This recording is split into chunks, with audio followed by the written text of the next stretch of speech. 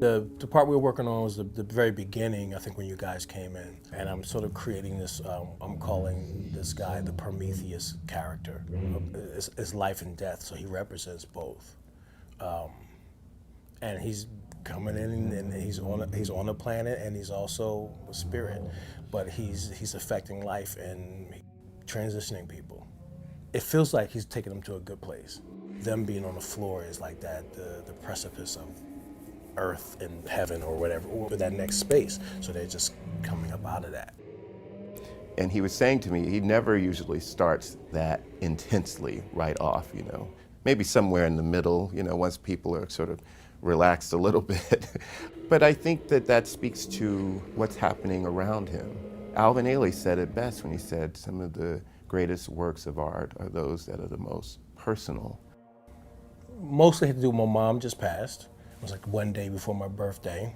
And being in that space, which was really interesting, because once I signed the contract, then someone said, then I got the call like 3-4 days. So what's the name of the piece? I'm like, what? What are you talking about? I just signed. And then it just popped in my head, Exodus. Eventually realized, as here in the moment of creating it, oh, this is about my mom.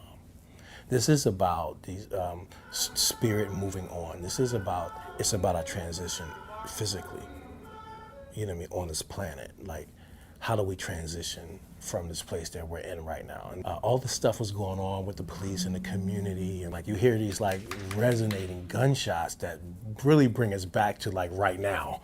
Like bang, you're like, oh, what was that, One of the things he talked about is what was going on in this country today, with people taking to the streets, shining a light on some of the issues of the relationship between the police and African American citizens.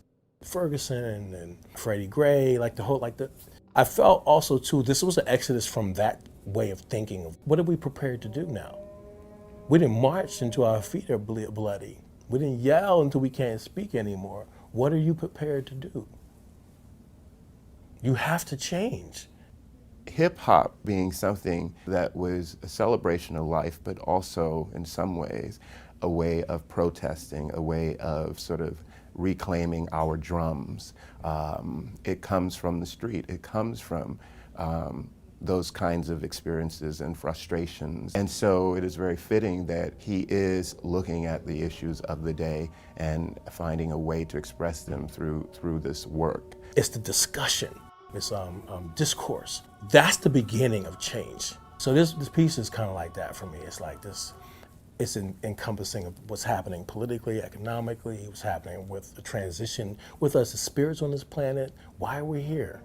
So it's quite powerful, but what I know of his work is always by the end, there is something uplifting, and there is some sense that we can get through it.